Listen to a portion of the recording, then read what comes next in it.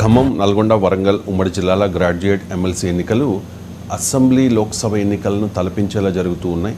CM Revanth Reddy కానీ, కేటీఆర్ కానీ, Bharatiya Janata party నాయకులు కానీ చాలా సీరియస్గా ఈ ఎన్నికల్ని తీసుకున్నారు సార్. సో ఈ ఎన్నికల్లో, ఎమ్మెల్సీ ఎన్నికల్లో పార్టీల బలాబలాలు ఏంటి? దురదృష్టం ఏంటంటే శాసన మండలి వేరు, శాసనసభ వేరు. శాసనసభ అనేది రాజకీయ సభ.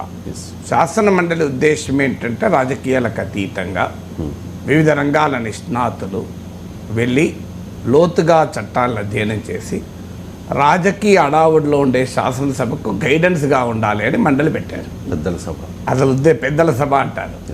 కానీ అది రాజకీయ సభగా మారింది. అందులో ఎవరిని తప్పట్లేం, ప్రధాన పార్టీలన్నీ పోటీ చేస్తున్నాయి. నేను శాసనమండలికి పోటీ చేసినప్పుడు ఇచ్చిన నినాదం అదే.